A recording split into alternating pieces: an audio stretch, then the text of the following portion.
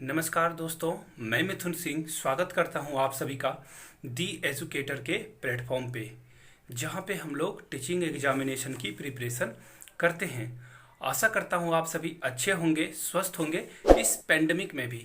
तो चलिए आज की क्लास को स्टार्ट करते हैं हम लोग। तो सबसे पहले जो आज हम लोग बात करेंगे वो बात करेंगे एनसीईआरटी के बारे में। एनसीईआरटी के बुक्स, अगर आप कोई भी कम्पिटिटिव एग्जामिनेशन की प्रिपरेशन कर रहे हो तो एनसीईआरटी के बुक बहुत ज़्यादा आपके लिए इम्पोर्टेंट हैं और बहुत फ्रूटफुल होते हैं ये बुक। तो आज हम लोग जानेंगे कि एनसीईआरटी के बुक को क्यों पढ़ना ज़रूरी है हमारे लिए और इसे कैसे पढ़ा जाए। तो सबसे पहले मैं आप लोगों को ये दोनों चीज़ों को बताने से पहले थोड़े से एनसीईआरटी के बारे में जान लें कि इसका जन्म कब हुआ था और इसके क्या ऑब्जेक्टिव्स हैं, यानी कि इसका क्या लक्ष्य है, ये कैसे काम करती है। तो सबसे पहले आप जान लो, एनसीईआरटी का पूरा नाम है national council of education research and training. ये हो गया पहली बात। दूसरी बात, एनसीईआरटी का जो जन्म है वो 1 सितंबर 1961, यानी कि हिंदी में बता दूं 1 सितंबर 1961 ईस्वी को ये पैदा हुआ था। इसका हेडक्वार्टर यानी कि इसका जो मुख्यालय है वो है नई दिल्ली में, न्यू दिल्ली में इसका हेडक्वार्टर है। यहीं से ये संचालित होती है। अब इसका ऑब्जेक्टिव क्या है? इसका ऑब्जेक्टिव है एजुकेशनल रिसर्च करना, ठीक है ना। इसका काम है एजुकेशनल रिसर्च करना और एक्सपेरिमेंटल इनोवेटिव जो आइडियाज़ है उसको लेके आना है। यानी कि ये जो है एजुकेशन को क्या करती है, इनोवेटिव बनाती है, इसे मज़ेदार ढंग से परोसती है हमारे सामने ताकि हम आसानी से चीज़ों को समझ पाएँ। अगर आप लोगों ने ध्यान दिया होगा तो पहले के जो बुक्स होते थे एनसीईआरटी के, उसमें आपको बहुत कम पिक्चर्स देखने को मिलते थे, लेकिन अब आपको बहुत सारे बुक्स में जो है जो पिक्चर्स का नंबर है वो इंक्रीज हो चुका है, बहुत ज़्यादा बढ़ चुका है। आप यहाँ से देख सकते हो कार्टून, ये कार्टून एनसीईआरटी के बुक में छपी हुई है। इसका मतलब है कि बच्चे जिस वे में समझना चाहते हैं उसी वे में एनसीईआरटी क्या करता है, समझाने की कोशिश करता है।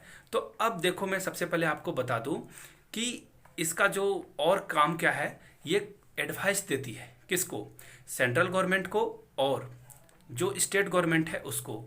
किस मुद्दे पे देती है एडवाइस कि एजुकेशनल जो स्कूल का एजुकेशन है उसको कैसे इम्प्रूव किया जाए। इसके लिए कमेटियां वगैरह बनती है, वो अपना सिफारिश गवर्नमेंट के सामने रखती है। तो ये तो था इसका काम। अब हम लोग आगे जानेंगे कि एनसीईआरटी का बुक पढ़ना क्यों ज़रूरी है आपके लिए। तो सबसे पहली बात, एनसीईआरटी है एक गवर्नमेंट बॉडी, यानी कि ये सरकार का अंग है। तो आप जब भी कोई चीज़ का एग्ज़ाम दोगे, सरकारी जॉब पाने के लिए आप परेशान रहते हो, गवर्नमेंट जॉब पाने के लिए परेशान रहते हो, तो गवर्नमेंट जॉब पाने के लिए सबसे रिलायबल सोर्स जो होगा वो गवर्नमेंट का बॉडी ही होगा, यानी कि एनसीईआरटी। इसलिए आपके लिए एक क्रूशियल रोल प्ले करता है। ये तो हो गई, ये क्यों इम्पोर्टेंट है, ये पहली बात हो गई। अब दूसरी बात, मैं अगर आपको कोई भी बात बोल रहा हूँ, अगर आप उसको समझ ही नहीं पा रहे हो तो क्या फ़ायदा। इसीलिए एनसीईआरटी पढ़ना ज़रूरी है, क्योंकि इसका जो लैंग्वेज है, इसकी जो भाषा है बहुत सिंपल, यानी कि जो है ये क्या है, वेरी सिंपल लैंग्वेज में अपने कंटेंट को, यानी कि अपनी सामग्री को, जो टॉपिक्स हैं उन्हें आपको समझाता है। तो इसलिए आप समझ लो कि एनसीईआरटी पढ़ना बहुत ज़रूरी है हमारे लिए। अब आप बोलोगे कि और भी जो बुक्स हैं वो उन्हें क्यों नहीं पढ़ा जाए। देखो, उन्हें भी पढ़ना है आपको, लेकिन एनसीईआरटी का जो लैंग्वेज है वो बहुत इजी होता है, इसलिए आप इसे पढ़ोगे। अब आगे हम लोग जानेंगे इसके बारे में कि और इसे क्यों पढ़ा जाए। देखो, सबसे पहली बात, इसका जो इन्फॉर्मेशन है वो बहुत ऑथेंटिक, यानी कि सत्यापित आप इसे मान सकते हो। ये बहुत फ्रूटफुल होता है आपके लिए, और आपको जो है गड़बड़ियाँ देखने को बहुत कम मिलेगी एनसीईआरटी में। कोई भी डेट को लेकर या फिर आंसर को लेकर या कोई भी टॉपिक को जो वहाँ पे उससे जुड़े हुए तथ्य रखे जाते हैं वो बहुत अच्छे ढंग से रखे जाते हैं। तो इसलिए एनसीईआरटी का बुक आपके लिए ज़रूरी है। आपको टेंशन लेने की ज़रूरत नहीं पड़ेगी कि ये सच है या झूठ इसमें लिखा गया है। आपको यहाँ पे कन्फ्यूज़न होने की ज़रूरत नहीं पड़ेगी। अब आगे देख लो आप, ये सबसे जो इसका जो पार्ट है ये बहुत आसानी से आपको मिल जाता है।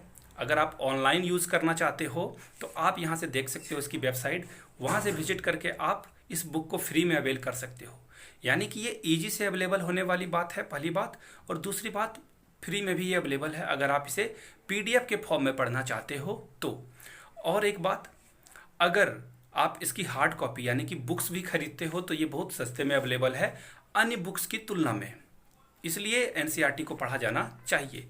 एक और इम्पॉर्टेंट बात आती है आज के डेट में, जब बायस्ड होने का यानी कि पूर्वाग्रहित होने का इल्ज़ाम बहुत सारे चैनल्स को या फिर बुक्स को लगाया जाता है, हिस्ट्री लिखने वाले पे लगाया जाता है। वैसे में एनसीईआरटी आपके लिए बहुत काम की चीज़ है। क्यों? क्योंकि एनसीईआरटी को कोई एक जो है लेखक नहीं लिखता है, कोई एक राइटर यहाँ पे नहीं होता है। आप देख सकते हो इस पेज को, एनसीईआरटी का पहला पेज है जहाँ पे आपको कम से कम 50-60 नाम मिलेंगे जिन्होंने बुक में अपना कंट्रीब्यूशन दिया है। तो आप समझ सकते हो कि 60 लोगों ने इसको मिल के लिखा है, तो बायस वाली चीज़ें यहाँ पे आपको देखने को नहीं मिलेगी। तो ये क्यों पढ़ेंगे इसके बारे में बात थी। अब कैसे पढ़ेंगे उसके बारे में हम लोग बात करते हैं कि कैसे इसे पढ़ा जाए। तो देखो, सबसे पहले जो आप पढ़ोगे इसे, टू वे प्रोसेस है, दो तरीके से आप इसे पढ़ सकते हो। पहला प्रोसेस, आप इसे चैप्टर वाइज पढ़ सकते हो या फिर आप इसे क्लास वाइज पढ़ सकते हो। यानी कि आप इसे पहला वे जो मैंने बताया कि सब्जेक्ट वे में पढ़ सकते हो, यानी कि अगर आप क्लास 6 से साइंस स्टार्ट करते हो, 7 की साइंस, 8 की साइंस, 9 की साइंस, 10, 12 तक आप जा सकते हो। लेकिन दूसरे वे में, यानी कि आपने 6 क्लास की सारी सब्जेक्ट्स को पढ़ लिया और फिर आप जाओगे 7th में, फिर 8th में। लेकिन मुझे ये जो दूसरा तरीका है ये अच्छा नहीं लगता है। क्यों?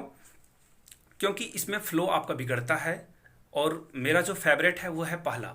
जब आप पढ़ते हो इसे सब्जेक्ट वाइज, यानी कि आपने साइंस 6 की पढ़ी और इसी सीक्वेंस में आप 12 तक जाते हो, तो ये हो गई दूसरी बात। यानी कि आप जो है पहले तरीके से इसे पढ़ोगे। अब आगे मैं आपको बताता हूँ कि आपको जो चीज़ें याद रखनी चाहिए नोट्स बनाते समय, वो ये कि आपको जो बुक पढ़नी है, यानी कि 6 to 12 अगर आप पढ़ रहे हो तो आप इतना जान लो कि कैसे आप बुक्स को पढ़ोगे। तो सबसे पहले आपको लिस्ट बना लेनी चाहिए कि मुझे ये बुक पढ़नी है, 6 की, 7 की, यहाँ से लेकर 12 तक। तो वो आप लिस्ट बना लो। और एक और बात जो बहुत इंपॉर्टेंट है नोट्स बनाने को लेकर, पहला बात आप जान लो, आप अगर पहली बार पढ़ते हो तो आप आसानी से पढ़ जाओ इसे। पहली बार में आपको कुछ भी करने की ज़रूरत नहीं पड़ेगी। आप पहले बार में इसे आसानी से क्या कर लो, पढ़ लो। और दूसरे टाइम में आपको नोट्स बनाना है। ये नहीं कि फर्स्ट टाइम में ही आप नोट्स बनाने के लिए इसमें परेशान हो जाओ। पहले बार में आप आसानी से पढ़ लो। और अब पढ़ने का तरीका क्या है एनसीईआरटी का, सबसे पहले आप क्या कर लो, क्वेश्चंस को पढ़ लो। सबसे पहले जो लास्ट चैप्टर के लास्ट में क्वेश्चंस होते हैं उन्हें पढ़ लो और फिर पूरे आप आसानी से चैप्टर को पढ़ लो और टिक जहाँ पे करने की जरूरत पड़े, जो जो क्वेश्चन से रिलेटेड टॉपिक आपको देखने को मिलता है, आप वहाँ पे उसे क्या करोगे, टिक कर दोगे।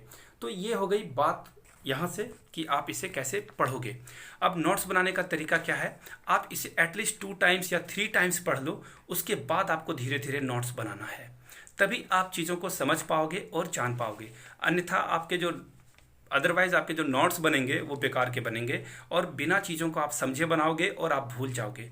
आप जब भी पढ़ो, जो सबसे इम्पॉर्टेंट बात है, जब भी एनसीईआरटी को पढ़ो तो आपके अंदर ये प्रेशर नहीं होना चाहिए कि मुझे याद हो जानी चाहिए ये चीज़ें, ये समझ जानी है। आप आराम से चीज़ों को ध्यान में रख कर इसे पढ़ना है आपको, ठीक है ना। और एक रूटीन बना लेना है आपको कि आज मुझे 2 घंटे इसको पढ़ना है। ये नहीं कि आज थोड़ा सा पढ़ लिया, कल पूरा गायब और अगले दिन आपने पूरा दिन पढ़ दिया। ऐसे गड़बड़ियाँ आपको देखने को मिलेगी, इससे आपको बचना है। अब देखो, एक और बात जो है, एनसीईआरटी का नोट्स बनाने के समय आप क्या करो, ज़्यादा से ज़्यादा क्या करो, कीवर्ड्स को इंक्लूड करो। जो कीवर्ड्स वाले टर्म हैं, जैसे कि मैं अगर साइंस की बात करूं तो आप फोटोसिंथेसिस पढ़ रहे हो तो उसमें जो जो भी कीवर्ड्स आपको दिखाई पड़ते हैं, क्लोरोफिल या फिर जाइलम, फ्लोएम, ये मैंने आपको बायोलॉजी के टर्म में समझाया। अगर आप मैथमेटिक्स पढ़ रहे हो, नंबर सिस्टम पढ़ रहे हो, तो आपको टॉपिक बनाना है, इवन नंबर क्या है, ऑड नंबर क्या है, इंटीजर क्या है, या फिर नेचुरल नंबर क्या है, होल नंबर क्या होते हैं, मिक्स्ड नंबर क्या होते हैं। तो आप सारी डिटेल्स में बनाना ही आपको सारी चीज़ें, तब आप चीज़ों को क्या कर पाओगे, समझ पाओगे। तो ये तो बात थी एनसीईआरटी कैसे पढ़ा जाए। तो आपको अगर ये वीडियो इन्फॉर्मेटिव लगा हो और आपको इससे थोड़ी सी भी नॉलेज अगर गेन हो गई हो तो प्लीज़ चैनल को सब्सक्राइब कर दो, आप अगर नए आए हो यहाँ तो। दूसरी बात, अगर ये वीडियो आपको लगा हो कि और लोगों तक पहुंचनी चाहिए, आपके दोस्तों तक, तो प्लीज़ आप इसे क्या करो, शेयर कर दो। व्हाट्सएप में दोस्तों के भी शेयर कर दो, या फिर व्हाट्सएप जो स्टडी ग्रुप है उनमें इसे ज़रूर डाल दो। थैंक यू सो मच अपना कीमती वक्त देने के लिए। पढ़ाई करते रहना है और अच्छी अच्छी बुक जरूर आपको पढ़नी चाहिए खोज के। Thank you so much, have a great day, thank you. And जो टैगलाइन है दी एजुकेटर का, keep learning, keep growing and always be safe there.